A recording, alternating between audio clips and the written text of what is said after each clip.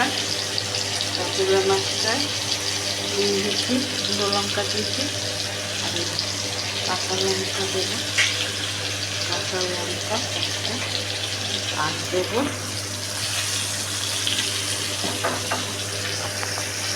কালো জিরা ফোড়ন প্রথমে দিয়ে মাছটা ছাড়লাম, তারপরে মাছটা একটু হালকা ভাজা ভাজা করে নিয়েছি।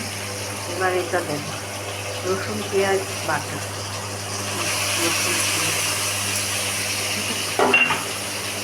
পেঁয়াজ বাটাটা দিয়ে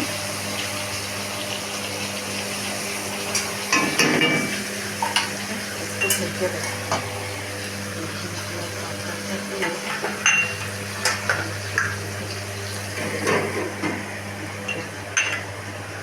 ঢেকে দিয়ে আর এইদিকে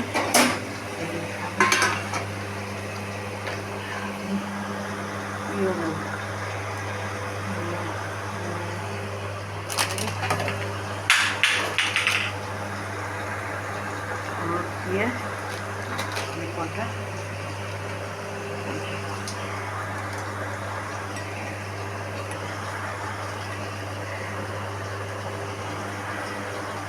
ভর্তা করবো।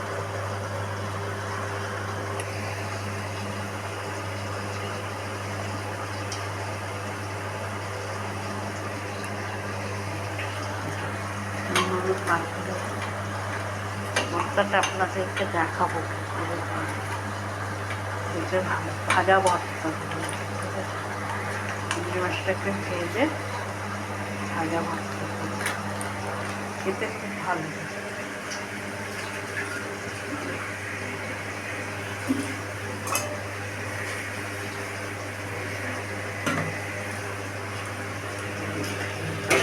দেওয়া লাগে তারপরে একটু হালকা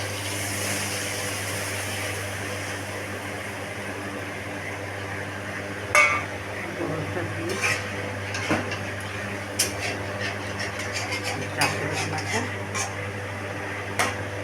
খেতে ভালো।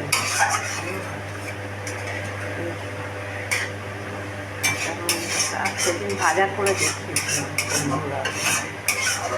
আজকে কাঁচুরা মাছের ঝাল করে, এই ঝাল খুব সহজেই ঝালটা করলাম বন্ধুরা, কঠিন করে কিছু করলাম। আপনাদের আপনারা এভাবে রান্না করে খেয়ে দেখতে পারেন। আমরা বাংলাদেশিরা তো খুবই পছন্দ করে এইসব রান্না, আর এদেশের লোকেরাও পছন্দ করে, এদেশের লোকেরাও পছন্দ।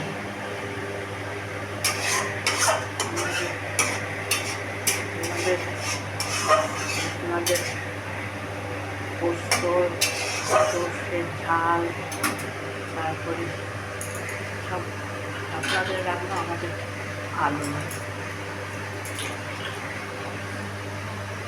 এটা ফুটবে, এটা ফুটা হয়ে গেলে তরকারিটা আমি নামাবো। বন্ধুরা, যখন এইভাবে ফুটে যাবে না, আপনারা আঁচটাকে স্টিমে দিয়ে দেবেন, তাহলে তরকারির স্বাদটা খুব ভালো থাকে, ভালো হয়। আর বেশি ফুটে গেলে তরকারির স্বাদ নষ্ট হয়ে যায়। এই যে ফুটে গেল, আমি জাস্ট একটুখানি হালকা ঢেকে রাখবো, তার 5 মিনিট পরে ঢাকা তুলে ঢেকে রেখেছি, হালকা ঢেকে রেখেছি। ঠিক আছে বন্ধুরা?